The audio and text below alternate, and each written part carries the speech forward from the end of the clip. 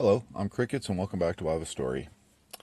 Another wonderful medical update again here, not in my account, but for somebody else. And I have talked to this person and shared this person's stories several times throughout my medical reports that I'm giving you. And you can find all these underneath my folder of medical, I don't even know what to call it, not even documents, it's medical insanity is what it is. Our medical system should be pristine. It's one of our most needed, it's a system that we need to have trust and faith in. But how can you have trust and faith in a system that is just so unbelievable? I mean, it's worse than a McDonald's drive-thru. I get better service at a McDonald's drive-thru than I do at our doctors, and so does this woman and so many other people. This is also the same woman that I reported and talked about how her 80-year-old father fell down and broke his back, and doctors would not prescribe him pain medicines because at 80 years old, they did not want him to become addicted to pain medication and just die in pain. He only lived about 4 months later. After that, he tried getting help, but they don't want to help. And this woman took his medical documents and raised hell throughout our state and our systems. And don't nobody care. Nobody cares. This is why our world's going to shit, because our people in positions to help don't care.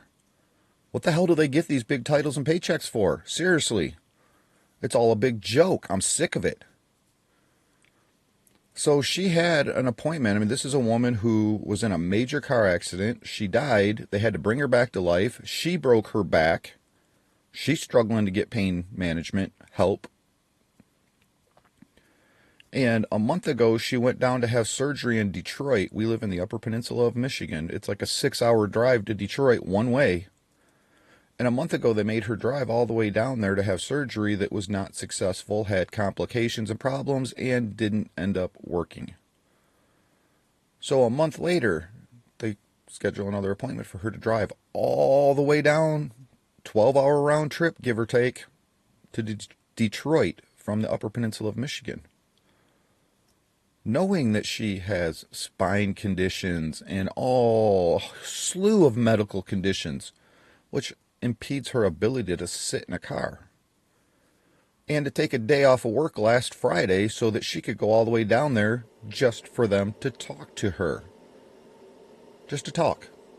And then, I don't know which one is worse, for me to drive 3.5 hours away to see a spine surgeon, for him to say, I'm leaving the practice, I can't see you, go ahead and turn around and drive right back home. I don't even want to talk about what your condition is or go over your reports because I'm leaving. I'm not going to be here. And wasted. I mean, I can't just drive 3.5 hours. I have to keep stopping, getting out of the car, walking, using the bathroom, hope I don't urinate and soil myself, and have to find a place to go clean up. It's hell for me to travel. It's hell for her to travel. And these doctors even know it. But yet, they don't care about, I mean, obviously, it can't be. You can't care about your patient who's got severe medical conditions when you're not willing to help that person. So here's her message that she sent to me last Friday when she went all the way down there. All they did was talk to her. All they did was talk to her. You can't talk over a phone. You're going to make somebody drive a 12-hour round trip who's got a broken spine and major health conditions, and you're not going to care about that person's actual well-being? Drive all the way down here so we can get paid. That's what it's all about. Just like with my cardiovascular specialist, I went through 4 hours of cardiovascular testing, and months later had no results. And when I went and saw the cardiovascular specialist finally, they couldn't find any of the test results. So his response was, we need to do the testing all over again. Go schedule another 4 hours. How much money are we, as our insurance, getting wasted? Our rates going up? Everything that's hurting us all the way around, financially, physically, mentally. These doctors should be on top of the game, right? But they're not. It's horrible. It is seriously worse than a McDonald's drive-thru anymore. Why? How did it get to this? Or has it always been like this? So then, talking to her yesterday, which was Sunday,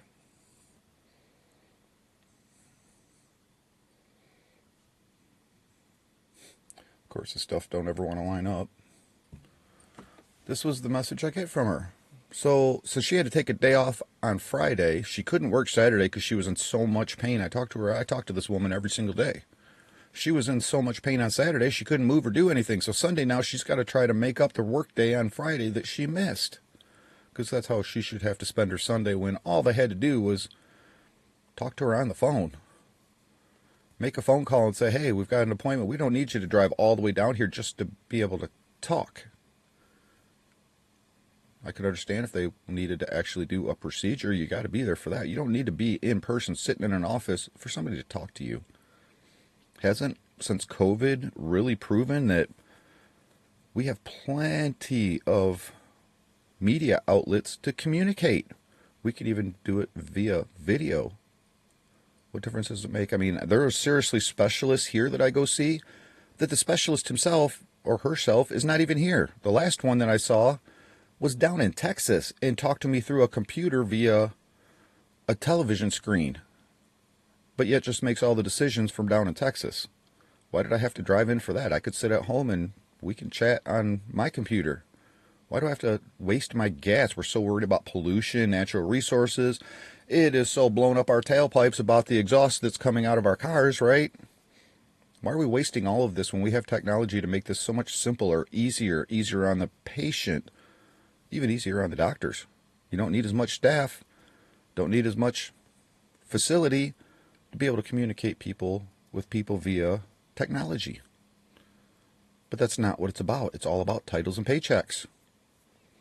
That's all this. I'm so sick of it. I am so freaking sick of it. Titles and paychecks. I'm sick of it. All right, can't look at the screen. My left eye's starting to black out. That happened to me in a video the other day, and I just kept on going, and I was able to clear through it, fortunately. But it does interfere with my thought processes and trying to stay focused and on track.